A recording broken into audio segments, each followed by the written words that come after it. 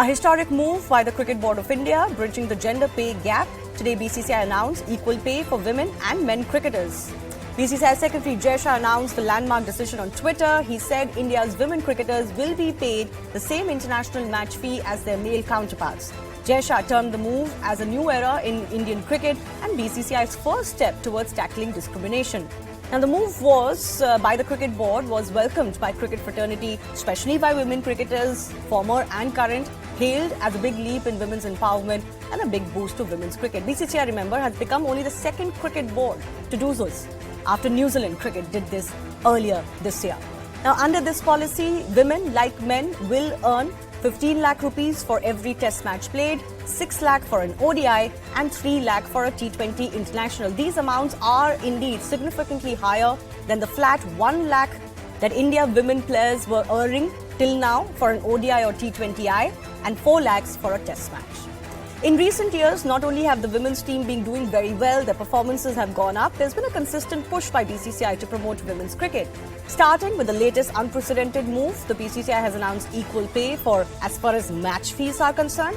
It comes after the Cricket Board had given the green flag to the much-awaited inaugural edition of the Women's IPL as well, which is all set to take place next year. Remember, BCCI has also been holding the Women's T20 Challenge for women since 2018. The tournament features 3 teams playing a round-robin before a final. Not to forget, India will be hosting the biggest cricket tournament, ICC Women's World Cup in 2025. And international-level tournaments, bilateral series, etc. have been increased so that, of course, women players get the opportunity to play more world-class cricket. So this is a landmark decision by the BCCI, equal pay, at least as far as match fees is concerned, by men and women. I'll go across to several former cricketers, female and male, joining me in just a bit. But first up, let's listen in from the Indian captain, Harmanpreet Kaur.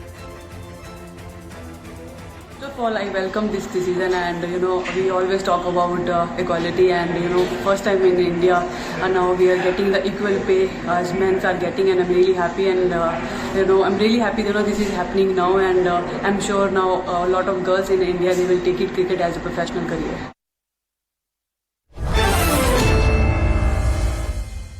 Jhulan Goswami, former Indian cricketer who's actually was part of the Indian dressing room just till last month, is joining us. Diana Adulji, who's one of India's former test cricketers, joining us as well. Maninder Singh, former India cricketer, will be joined with more in just a bit. But let me begin with Jhulan Goswami. Jhulan, you've been one of the greatest exponents of women's cricket and cricket in India globally. Share with me your initial thoughts of how do you feel, because this is something your generation of cricketers, including the likes of Diana Adulji and all, have been fighting for a very long time.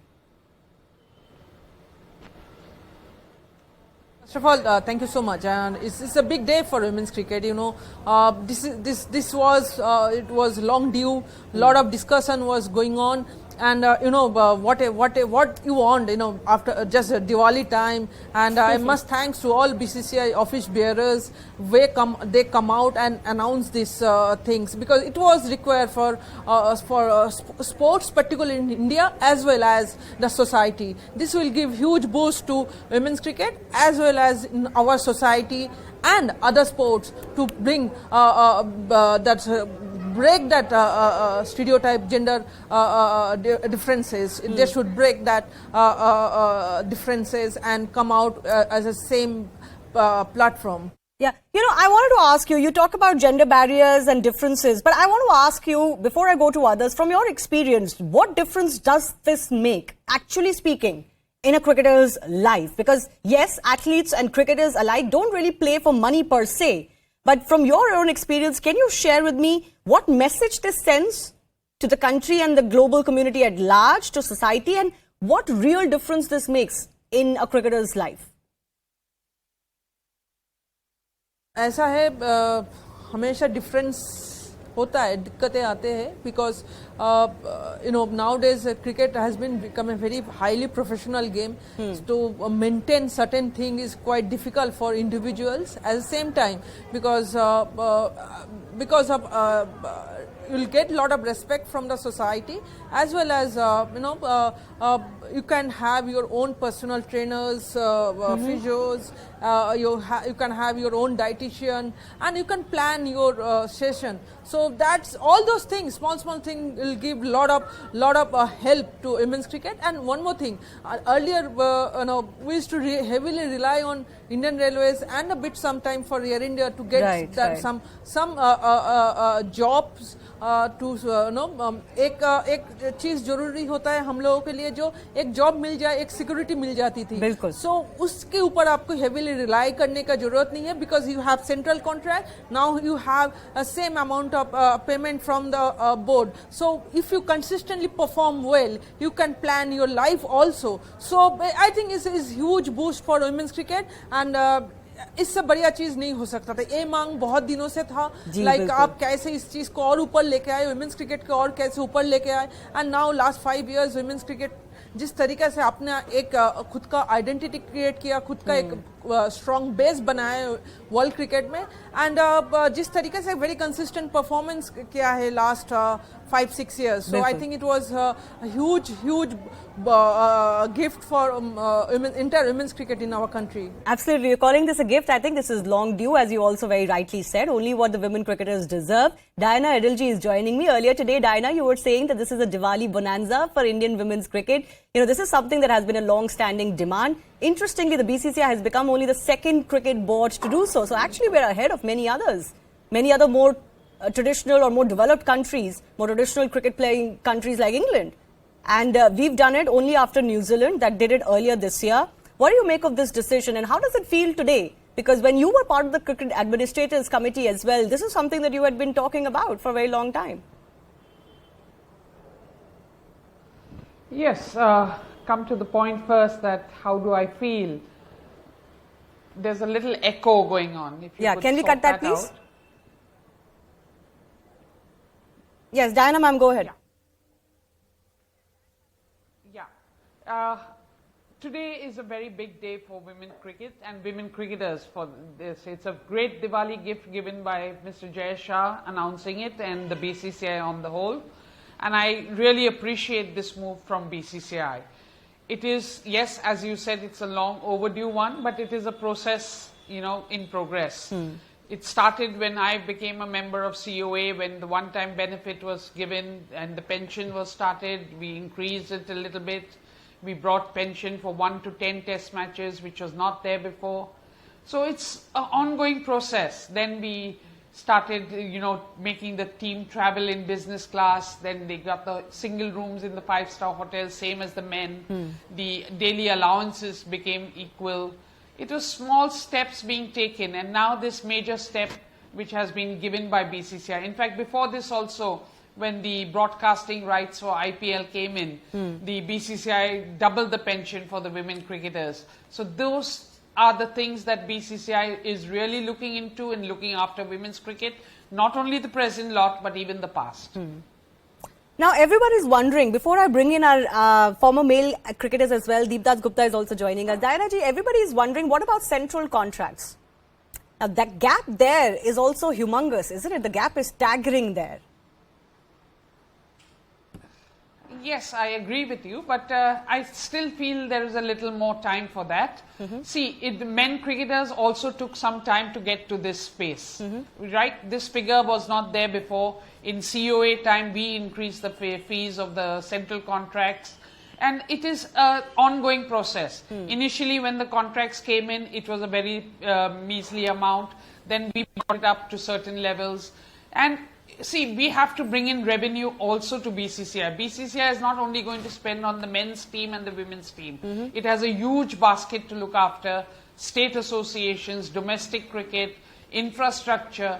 There's a lot of money being spent all over the country, So it's just not possible that you just think, let's bridge this gap, let's bridge this gap.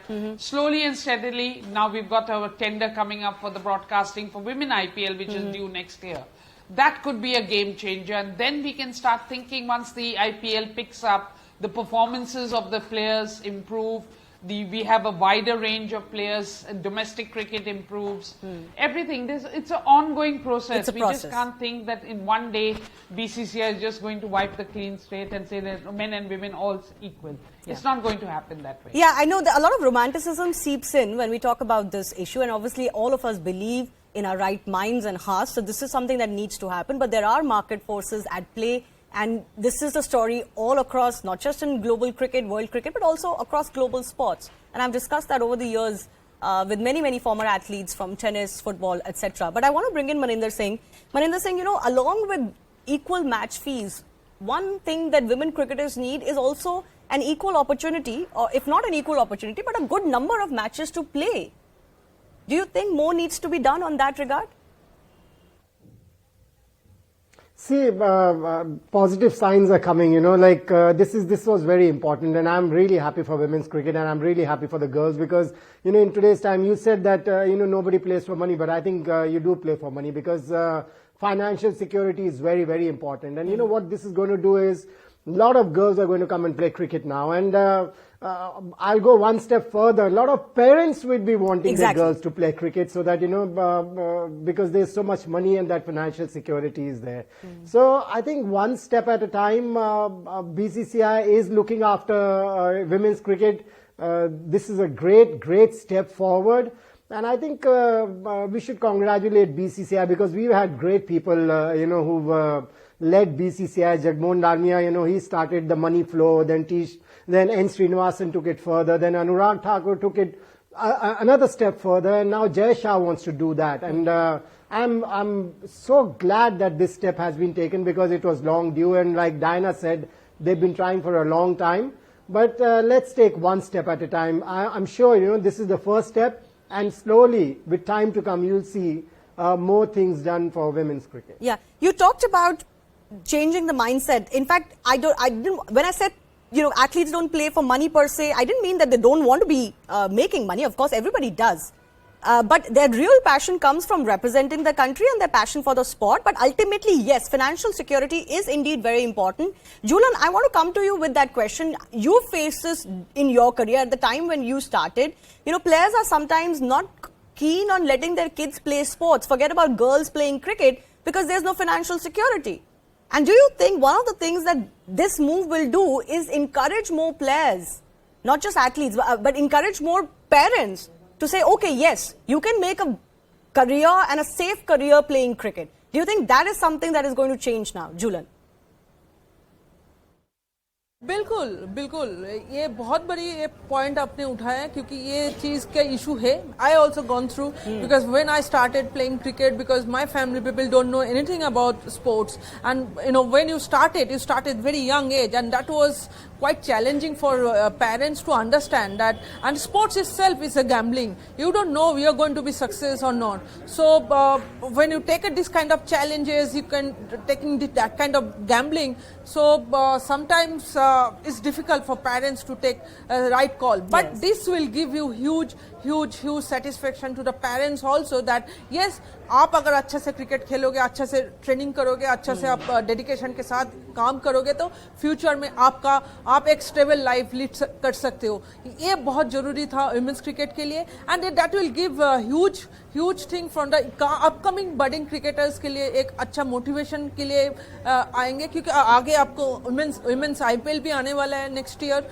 So all those things it will give lot of value to women's cricket, and particularly young budding cricketers to come and take this sports professionally. जब तक आपका youngsters ज़्यादा से ज़्यादा cricket नहीं खेलेंगे, आपका quality cricketers कम आने लगेंगे.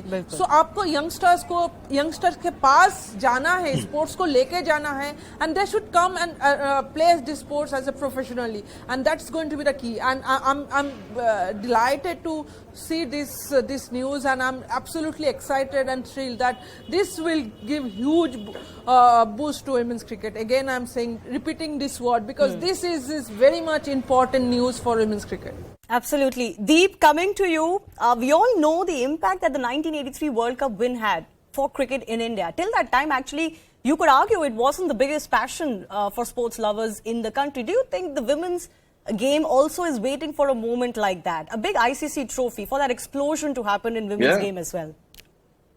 I think the explosion kind of happened with Harman's 171 against Australia. I think that was, that turning point, or where there was a tectonic shift. And post that, a lot of things have moved forward in the right direction. And Indian women's cricket, especially, has done exceedingly well post that. I mean, at this point in time, obviously, Australia is head and shoulders above the others. But the only team that has competed with Australia in the last year or so has been India. And obviously Julian's been, a part of that team which has been competing with Australia. And so obviously there is a lot of upside in women's cricket. And the other important thing, first of all, yes, I am delighted like everyone else. I'm extremely happy with this call. And I think BCCI is the first board as far as cricket is concerned. No, it's the second board. New Zealand did it earlier this year. New Zealand, fair enough. So even that way, I mean, being the second even board, that's not bad actually. Yeah, absolutely. That's absolutely brilliant. And now that the IPL's is scheduled for next year, that's a big step as well in the right direction. And also, this is personally what I feel as a sport.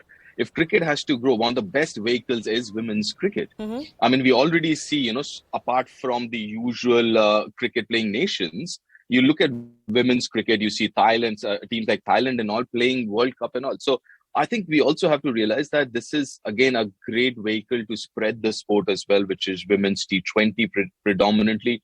It's already there in CWG. Chances are it'll be there in the Olympics. So, this is very good news, not just for women's cricket. I think for cricket as a sport per se, I think this is a great move and also tells you where the sport is going. Yeah, absolutely. The next real uptick is going to come from women's cricket. Diana Adilji, I want to give you the final word.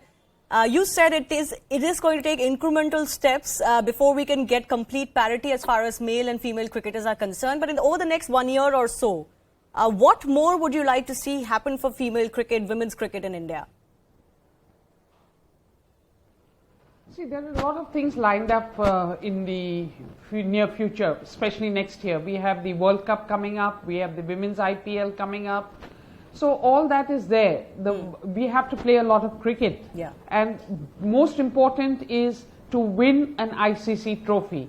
That is my immediate thing, that we've reached 2 finals, one in 2017, which I think was the turning point for women's cricket when we entered the final in Lords.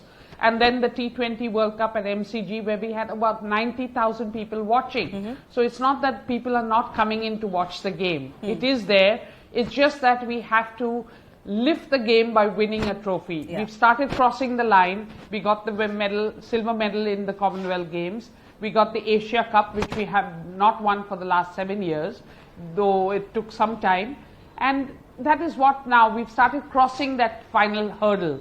What we need is good training, good psychological, mental toughness of the players to help them perform at the highest level, and especially crossing the line when it counts the most. So once that is done, this consistency has to be there with the team. It has to be played with a proper thing, and this financial benefit should be taken advantage of by the players to make their career a little bit longer, so that they are financially secure and not just play 1 series or 2 series and make the money and go home. This will definitely improve. The domestic cricketers will come into play. The state associations will also have to think now that if BCCI is promoting women's cricket, they need to do a lot more at the domestic level. And I'm sure that the state associations will also take the call and improve the lot in women's cricket. All right. I think that's a good note to end this discussion on. Thank you, Diana, Julan, Maninder Singh and Deepdas Gupta for joining us. It is indeed a big Diwali bonanza and treat, and certainly something long overdue in Indian women's cricket. I'm slipping